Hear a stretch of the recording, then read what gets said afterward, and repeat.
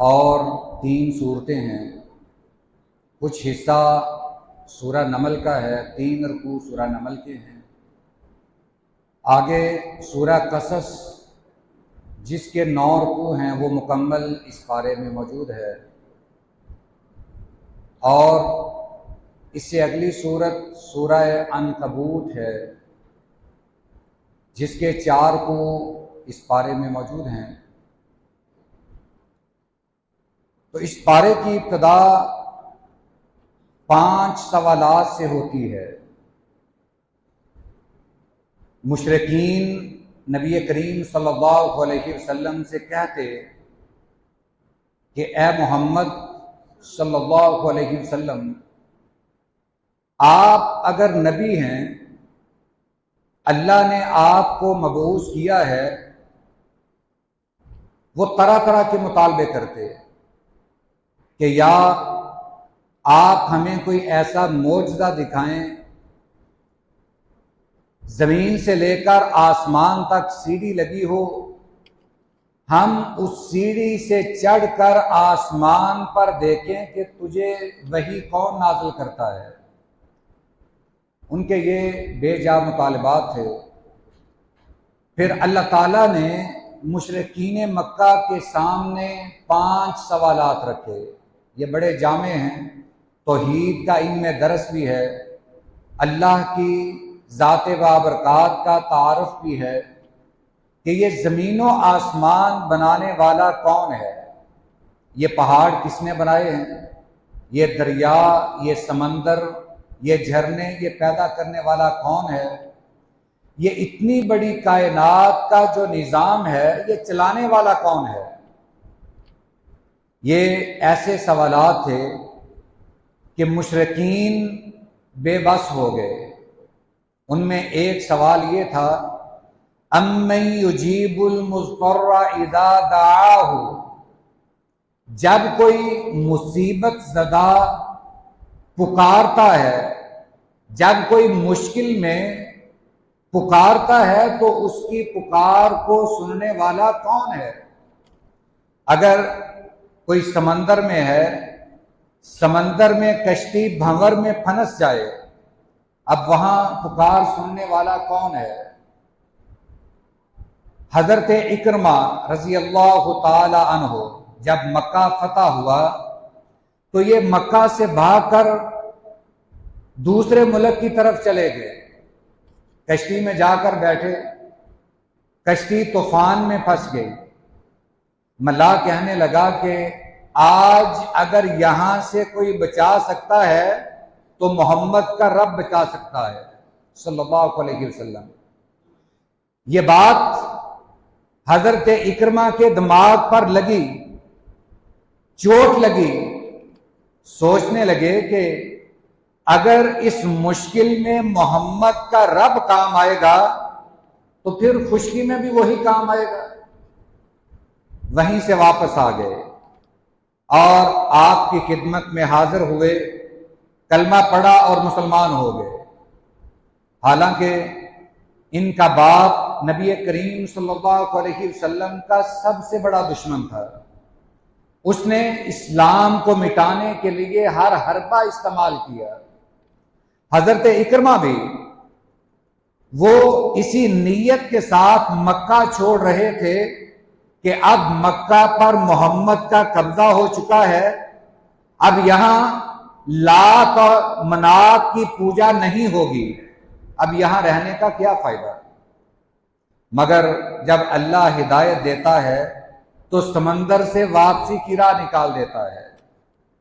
تو یہ 5 سوالات اللہ تعالیٰ نے نبی کریم صلی اللہ علیہ وسلم کے ذریعے سے مشرکین مکہ کے سامنے رکھے کہ یہ ان سوالات کے جواب دو۔ اگر تمہارے یہ لات، منات، عزا، ہبل، اصاف، نائلہ یہ اگر کچھ کرنے کے اہل ہیں تو بتاؤ کہ ان میں سے کس نے کون سی چیز بنائی ہے۔ مشرکین لاجواب ہو گئے۔ اس کے بعد سورہ قصص ہے۔ سورہ قصص کا مطلب ہے کہ اس میں قصے بیان ہوئے ہیں، اور یہ قصے صرف حضرت موسیٰ علیہ السلام کے بیان ہوئے ہیں، ان کی پیدائش سے لے کر ان کے آخری جب قوم فرعون سے نجات ملی وہاں تک کہ اللہ نے تمام قصے یہاں بیان کر دیے ہیں۔ سب سے پہلے یہ قصہ بیان ہوا کہ فرعون نے مصر میں بچوں کے قتل کا حکم جاری کر دیا، پھر اس کے دربار میں یہ شکایت پیش کی گئی کہ جناب عالی اگر بچوں کو یوں ہی قتل کرتے رہے تو یہ بنی اسرائیل تو ختم ہو جائیں گے، ہماری غلامی کون کرے گا، ہمیں سنبھالنے والا کون ہوگا، لہذا 1 سال کے بچوں کو چھوٹ دے دیں۔ اللہ تعالیٰ کی کرنی ایسی ہوئی کہ جس سال بچوں کو زندہ رکھنا تھا اس سال حضرت ہارون علیہ السلام پیدا ہوئے، اور جس سال بچوں کو قتل کیا جانا تھا اس سال حضرت موسیٰ علیہ السلام پیدا ہوئے۔ اب والدہ پریشان ہیں، اللہ تعالیٰ نے فرشتے کے ذریعے وحی کی کہ پریشان ہونے کی ضرورت نہیں ہے، جب بچہ دنیا پہ آ جائے، جب بچہ جنم لے لے تو اسے ایک صندوق میں بند کر کے دریا کے سپرد کر دینا، آگے اسے بچانا، فرعون کے محل میں پہنچانا، اسے فرعون کے محل میں جوان کرنا، یہ تمام تر ذمہ داری ہماری ہے۔ تمہارا کام صرف اتنا ہے کہ اس بچے کو دریا برد کر دیں۔ حضرت موسیٰ علیہ السلام کی والدہ محترمہ نے حضرت موسیٰ علیہ السلام کو دریا میں بہا دیا، ایک چھوٹا سا صندوق تھا اس میں بہا دیا، مشہور واقعہ ہے۔ یہ صندوق بہتا بہتا فرعون کے محل کے قریب آ گیا۔ اب وہاں فرعون کی بیوی بھی موجود تھی، کنیزیں بھی موجود تھیں۔ وہ صندوق اس کنارے پر آ کے لگا جہاں فرعون کی بیوی بیٹھی تھی۔ جب دیکھا تو اس میں ایک بڑا خوبصورت بچہ تھا۔ فرعون کی بیوی کی نظر پڑتے ہی اس نے ارادہ کر لیا کہ اس بچے کو ہم اپنا بیٹا بنائیں گے۔ وہ بچے کو لے کر محل میں آئی، فرعون کو دکھایا کہ یہ دیکھو ہمیں دریا سے ایک بچہ ملا ہے۔ اب وہ نہیں جانتے کہ یہ بچہ کون ہے، یہ ہماری سلطنت کو تباہ و برباد کر کے رکھ دے گا، ہمارے جھوٹے معبودوں کو تہس نہس کر کے رکھ دے گا۔ اب وہ نہیں یہ جانتے، اسی بچے کی خاطر ہزاروں بچے قتل کروا دیے۔ اب یہ بچہ محل میں پہنچ چکا ہے۔ فرعون نے دیکھا بچہ تو بہت خوبصورت ہے، بچے کو دیکھتے ہی فرعون نے ارادہ بدل دیا کہ بے شک اس سال ہم بچوں کو قتل کر رہے ہیں، مگر یہ بچہ پتہ نہیں کس کا ہے، لگتا تو بنی اسرائیل کا ہے، مگر بچہ ہے ہی اتنا خوبصورت کہ اس کو قتل نہیں کیا جائے گا۔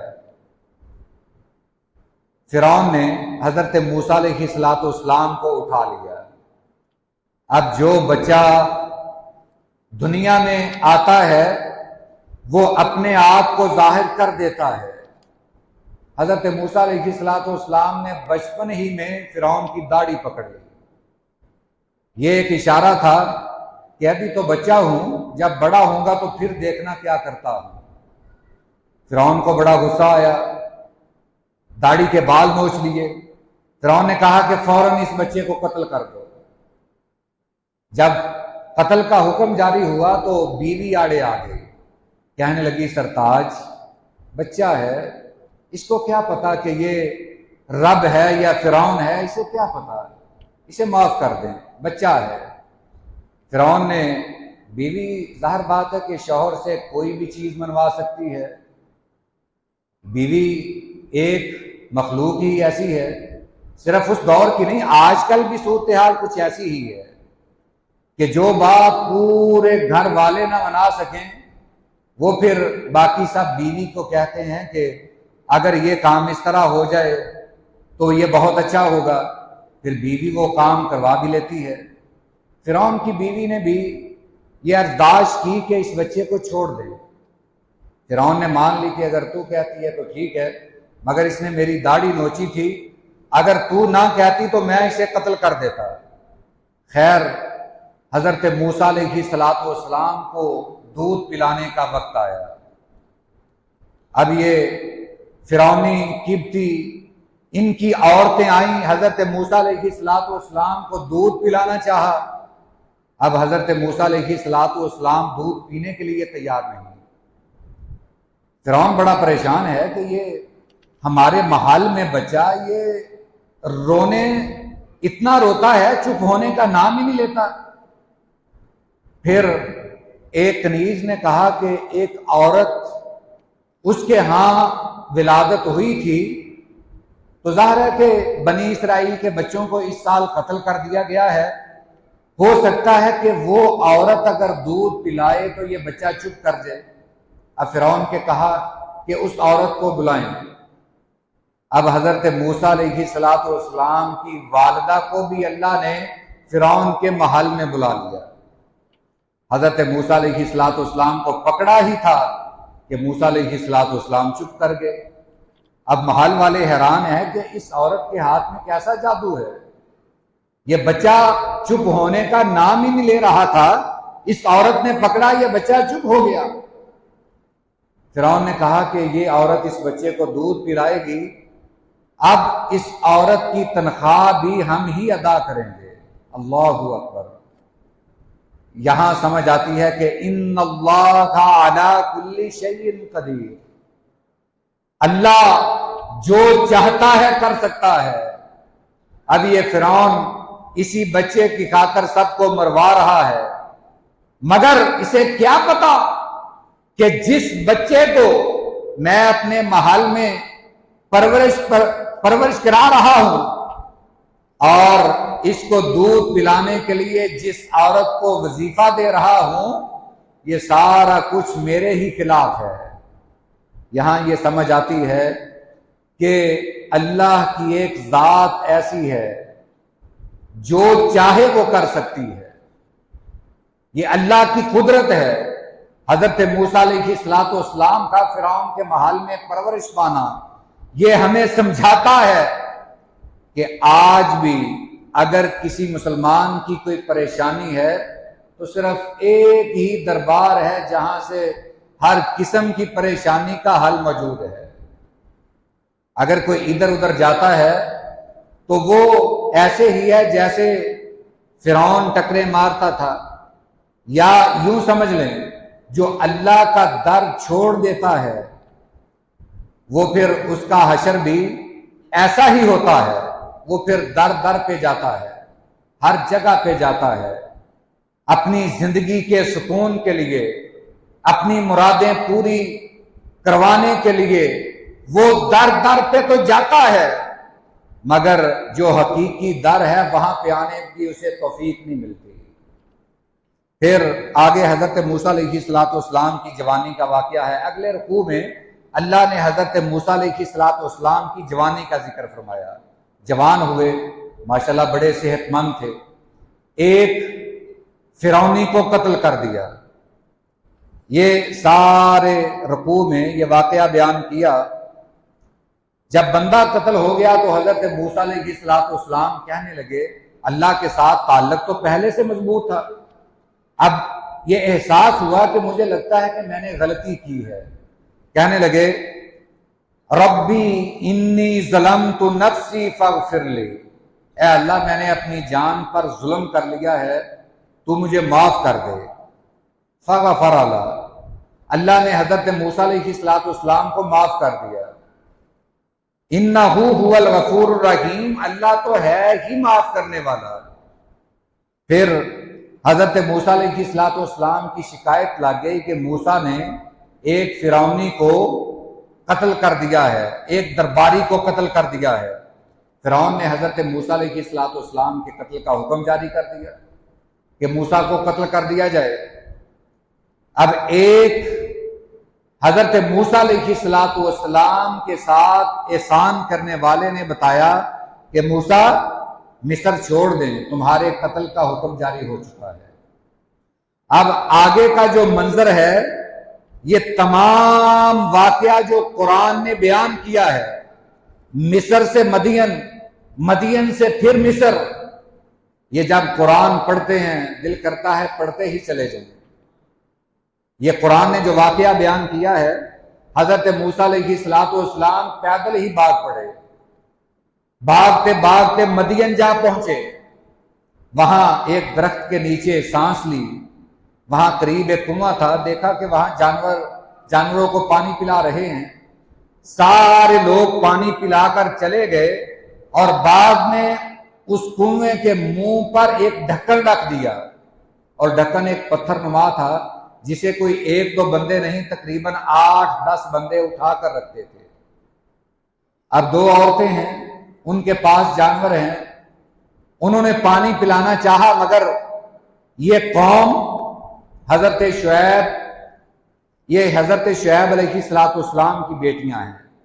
یہ یہاں ایک مغالطہ ہے، امام شوکانی رحمہ اللہ نقل کرتے ہیں کہ یہ حضرت شعیب علیہ السلام نہیں ہے، بلکہ حضرت شعیب علیہ السلام کی قوم کے ایک فرد ہیں۔ امام ابن کثیر رحمہ اللہ لکھتے ہیں کہ ان کا نام بھی شعیب ہے، مگر یہ شعیب نبی نہیں ہے۔ حضرت موسیٰ علیہ السلام کا دور حضرت شعیب علیہ السلام کے دور سے بہت بعد کا ہے۔ حضرت شعیب علیہ السلام بہت پہلے کے گزر چکے ہیں۔ خیر، حقیقت جو بھی ہے، مگر یہ اپنی قوم کے نیک بندے تھے، قوم ان کے خلاف تھی، یہ اپنی قوم کو بت پرستی سے منع کرتے تھے، اور اسی دشمنی کی بنا پر قوم نے کنویں کے منہ پر پتھر رکھ دیا کہ یہ پانی نہ پلا سکیں۔ اب ان عورتوں نے وہاں جو کیچڑ تھا وہی اپنے جانوروں کو پلانا شروع کر دیا۔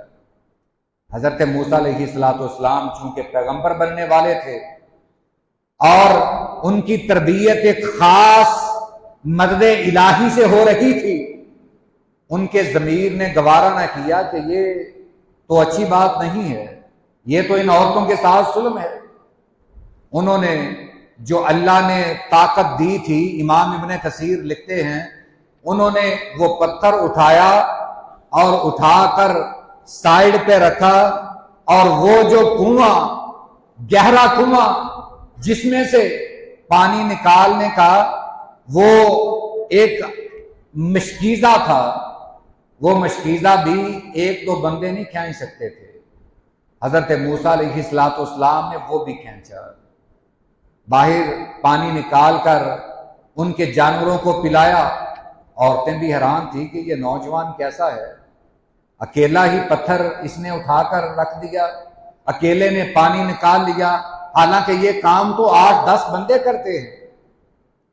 خیر، انہوں نے پانی پلایا، گھر گئیں، جا کر سارا ماجرا بیان کیا کہ ابا جان، وہاں ایک نوجوان تھا، اس نے ہم پر ترس کھایا، اس نے پہلے تو وہ پتھر جو 8-10 بندے رکھتے تھے وہ اٹھا کر خود ہی رکھ دیا، پھر مشکیزہ نکالا جس کو 1-2 بندے نہیں نکال سکتے تھے، اس بندے نے وہ بھی نکال لیا۔ وہ حضرت شعیب سمجھ گئے کہ یہ کوئی عام بندہ نہیں ہے، یہ کوئی اللہ کا نبی ہو سکتا ہے، کیونکہ اتنی طاقت اللہ کے نبی میں ہوتی ہے۔ حضرت موسیٰ علیہ السلام درخت کے نیچے لیٹ گئے، بھوک لگی ہے، کئی دنوں سے بھوکے، تھکاوٹ بھی ہے، اللہ سے دعا کرتے ہیں۔ ربی، یہ آپ بھی دعا یاد کر لیں، یہ بڑی جامع دعا ہے۔ ربی انی لما انزلت الی من خیر فقیر، اے اللہ میں تیرے اگے ہی آرزویں رکھتا ہوں، میں تیرے در کا فقیر ہوں، اے اللہ میری مرادیں پوری کر دے۔ ادھر سے دعا کر رہے ہیں، ادھر سے جب اللہ نے دعا قبول کر لی، حضرت شعیب نے اپنی بیٹیوں کو بھیجا، ایک بیٹی کو بھیجا کہ جاؤ اس نوجوان کو بلا کر لاؤ۔ سادہ سا اس کا ترجمہ یہ بھی کیا جاتا ہے، حضرت موسیٰ علیہ السلام نے دعا کی ہے، اللہ بھوک بھی لگی ہے، مجھے کھانا بھی چاہیے اور کھانا بنانے والی بھی چاہیے۔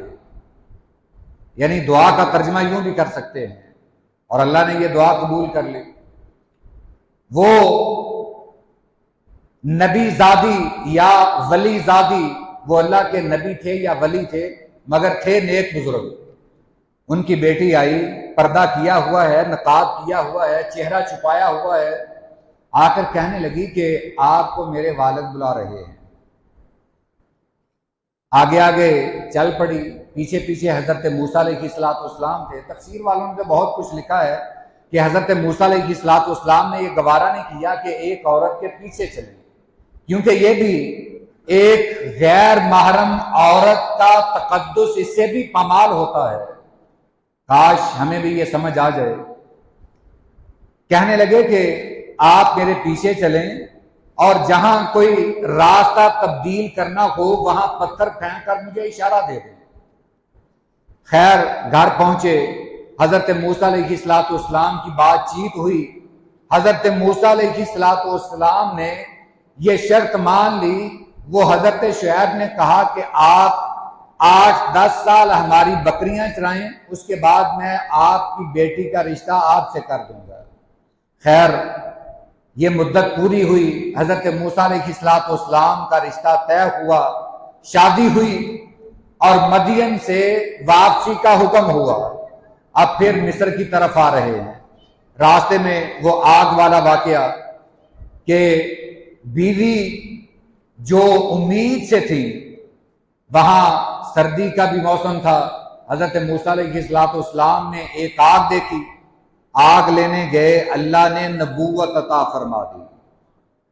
یہ واقعہ بھی اسی اگلے رکوع میں بیان ہوا ہے، نبوت مل گئی، واپس آنے کا حکم ہوا، فرشتہ آیا، کہا موسیٰ جائیں قوم فرعون کو میرا پیغام سنائیں، بنی اسرائیل کی رہنمائی کریں، فرعون کو جا کر میرا پیغام دیں۔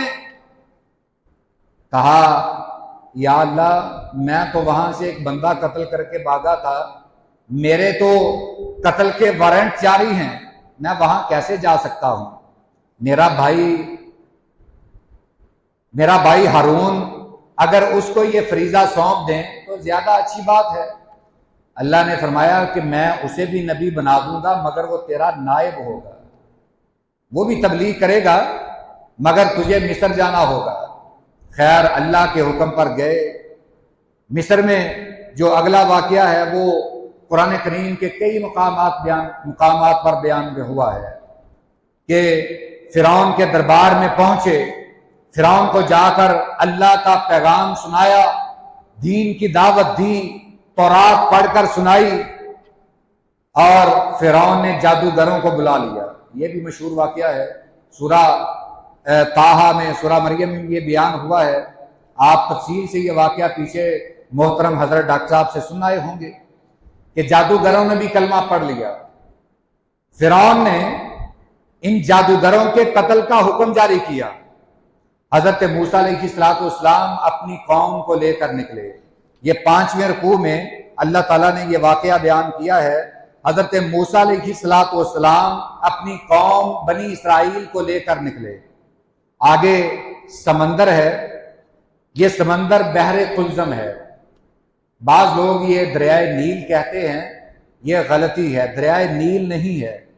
جب مصر سے فلسطین آئیں، کیونکہ حضرت موسیٰ علیہ السلام مصر سے ہجرت کر کے فلسطین آ رہے تھے، مصر سے فلسطین آئیں تو راستے میں بحر قلزم آتا ہے، دریائے نیل تو پیچھے کی طرف مصر میں رہ جاتا ہے، لہٰذا یہ بحر قلزم ہے۔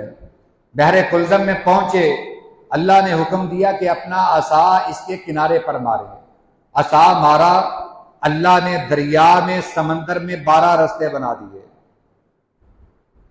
سمندر پار کر گئے۔ پیچھے فرعون کا لشکر تھا، فرعون نے دیکھا کہ یہ تو بڑی عجیب بات ہے، سمندر سے رستہ کیسے بن گیا؟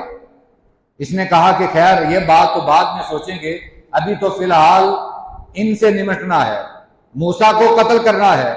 انہوں نے بھی فوجیں اتار دیں۔ اب اسے کیا پتا تھا کہ جس رب نے تیرے بحال میں موسیٰ کو بڑا کیا ہے، اب اس رب کی طرف سے بلاوا آ چکا ہے۔ اب یہ فرعون کے غرق ہونے کا واقعہ کہ آخری وقت اس نے کلمہ پڑھنے کی کوشش بھی کی، معافی مانگنے کی کوشش بھی کی، اللہ نے فرمایا کہ وقت گزر چکا ہے۔ فرعون کہنے لگا کہ میں آمنت برب موسیٰ و ہارون، میں رب موسیٰ اور ہارون پر ایمان لاتا ہوں۔ اللہ نے فرمایا اب کوئی فائدہ نہیں۔ حدیث مبارکہ میں آتا ہے نبی کریم صلی اللہ علیہ وسلم نے فرمایا کہ 6 چیزوں سے پہلے توبہ کر لو، اور 6 چیزیں کون سی ہیں؟ ایک، جب مشرق مغرب کی طرف سے سورج طلوع ہوگا، دوسرا جب زمین سے ایک جانور نکلے گا، تیسرا جب دجال آئے گا، چوتھا جب حضرت عیسیٰ علیہ السلام کا نزول ہوگا، پانچواں اپنی موت سے پہلے، چھٹا قیامت سے پہلے۔ آپ نے فرمایا ان 6 چیزوں سے پہلے اپنی آخرت سنوار لو، اللہ سے توبہ کر لو۔ اگر ان 6 چیزوں میں سے ایک بھی چیز پہلے آ گئی تو تمہاری توبہ قبول نہیں ہوگی۔ پھر نبی کریم صلی اللہ علیہ وسلم کا تذکرہ ہے کہ آپ نے جب اپنے چچا کو کلمہ پڑھانا چاہا، کیونکہ چچا کے بڑے احسانات تھے، پورے مکہ سے ٹکر لی، اہل مکہ سے، پورے اہل مکہ کے سامنے سینہ سپر رہے اپنے بھتیجے کی حفاظت کی۔ اب آپ کی آنکھوں میں آنسو ہیں، آپ کہتے ہیں چچا جان صرف میرے کان میں ایک دفعہ کلمہ پڑھ دیں، میں آپ کی بخشش کروا دوں گا۔ مگر پاس ابو جہل بھی بیٹھا ہے، امیہ بن خلف بھی بیٹھا ہے، یہ کہنے لگے کہ ابو طالب دیکھنا، اپنے باپ کا دین نہ چھوڑ دینا۔ ابو طالب، جناب ابو طالب کہنے لگے کہ بھتیجے انا ملت عبد المطلب، میں تو ملت عبد المطلب پر ہوں، میں اپنا دین نہیں چھوڑ سکتا۔ اتنے میں ان کی روح پرواز کر گئی۔ حضرت نبی کریم صلی اللہ علیہ وسلم یہ بات کہہ کر تشریف لے آئے، پیچھے سے حضرت علی بھی آ گئے۔ اللہ کے رسول آپ کے چچا فوت ہو چکے ہیں۔ آپ نے فرمایا جاؤ گڑھا کھود کر چچا کو دبا کر اوپر مٹی ڈال۔ اللہ نے فرمایا انک لا تہدی من احببت ولکن اللہ یہدی من یشاء۔ اے میرے محبوب، آپ کا کام میرا پیغام پہنچا دینا ہے، میرے دین کی تبلیغ کرنا ہے، آپ کا کام ہدایت دینا نہیں، ہدایت دینا تو میرا پروردگار کا کام ہے۔ آپ نے بڑی کوشش کی کہ میرے چچا اسلام لے آئیں، مگر اللہ نے فرمایا کہ اے محبوب یہ آپ کی ذمہ داری نہیں ہے، یہ تو میرا کام ہے، میں جسے چاہوں ہدایت دے دوں۔ میں چاہوں تو نبی کے باپ کو ہدایت سے محروم کر دوں، میں چاہوں تو نبی کے بیٹے کو ہدایت سے محروم کر دوں، میں چاہوں تو نبی کے رشتہ داروں کو محروم کر دوں، میں جو چاہوں کر سکوں، یہ تو میری مرضی ہے۔ اے محبوب آپ کا کام صرف میرا پیغام، میرا دین پہنچانا ہے۔ خیر آگے سورہ عنکبوت ہے۔ سورہ عنکبوت کہتے ہیں مکڑی کو۔ اللہ تعالیٰ نے یہاں ایک مثال بیان کی ہے۔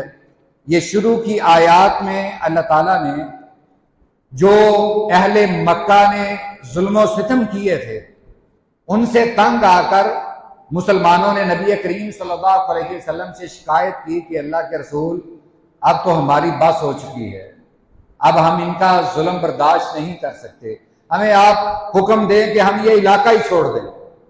ابھی ہجرت حبشہ کا حکم نہیں ہوا تھا، اس وقت یہ آیات نازل ہوئی، سورہ عنکبوت کی شروع والی آیات۔ اللہ نے فرمایا کیا اتنی سی تکلیفیں پہنچی ہیں، تم نے یہ گمان کر لیا کہ ہمارے بس سے باہر ہیں؟ کیا تم نے پہلے لوگوں کا تذکرہ نہیں پڑھا؟ آپ نے پھر حدیث مبارکہ میں ان کا تذکرہ بیان کیا۔ آپ نے فرمایا حضرت خباب بن ارت رضی اللہ تعالی عنہ یہی شکایت لے کر آئے، اللہ کے رسول ان کے ظلم و ستم حد سے بڑھ چکے ہیں، اب ہمارے برداشت میں نہیں رہا، ہمیں اجازت دیں ہم کہیں اور علاقے میں چلے جائیں۔ آپ نے فرمایا خباب کیا بس اتنے سے ظلم و ستم پر کیا ہوا ہے؟ ماشاءاللہ اپنے پاؤں پر چل کر آئے ہو، کیا ہوا ہے؟ کیا تم نے پہلے لوگوں کے قصے نہیں پڑھے جب انہیں اس کلمے کی پاداش میں سر سے آرا رکھ کر جسم کو 2 لخت کر دیا گیا، ان کے جسموں کو ہڈیوں سے، گوشت کو لوہے کی کنگھیوں سے نوچ کر الگ کر دیا گیا، ان کی آنکھوں میں سلائیاں پھیری گئیں، ان کو آگ میں پھینکا گیا۔ جب یہ واقعات سنیں، پہلے لوگوں کے قصے سنیں، حضرت خباب کی آنکھوں میں آنسو آ گئے۔ اللہ کے رسول، ہم ہر ظلم برداشت کرنے کے لیے تیار ہیں، صرف ہمارا رب ہم پر راضی ہو جائے۔ یہ واقعہ ہم اپنی زندگی پر بھی دیکھ لیں۔ ہم بھی مسلمان ہیں، ہم بھی نبی کا کلمہ پڑھنے والے ہیں، ہم پر اگر مشکل آتی ہے تو ہمارا دین مضبوط رہتا ہے یا نہیں؟ یہ ہمارے لیے ایک لمحہ فکریہ ہے، سوچنے کی بات ہے۔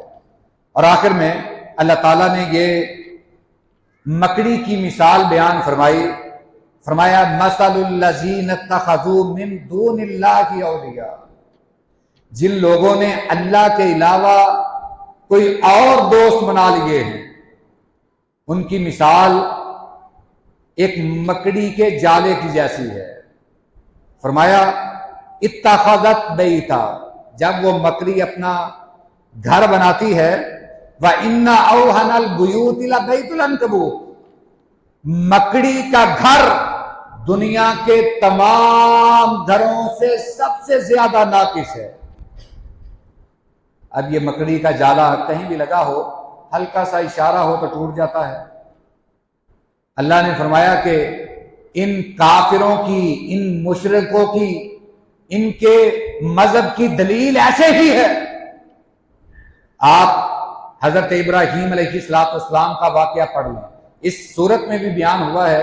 حضرت نوح علیہ السلام کا واقعہ، ان کے 950 سال کا تذکرہ کر کے اللہ نے بیان فرمایا۔ اس کے بعد حضرت لوط علیہ السلام کا واقعہ، قوم شعیب کا واقعہ اللہ نے اس صورت میں بیان فرمائے ہیں، اور ساتھ یہ مثال دی کہ یہ جو کافر ہیں، یہ مشرک ہیں، ان کے پاس کوئی دلیل نہیں ہے، ان کی دلیل ایسے ہی ہے جیسے مکڑی کا جالا ہوتا ہے۔ دلیل تو موحد کی ہوتی ہے، موحد جب دلیل دیتا ہے قرآن پڑھ کر دیتا ہے، مشرک کا ناک کا بند کر دیتا ہے۔ یہ فرق ہے اللہ والوں میں اور اللہ کے دشمنوں میں، یہ فرق ہے اہل توحید میں اور اہل شرک میں۔ اللہ سے دعا ہے اللہ ہمیں اہل توحید میں شامل فرمائے۔ وآخر دعوانا ان الحمد للہ رب العالمین۔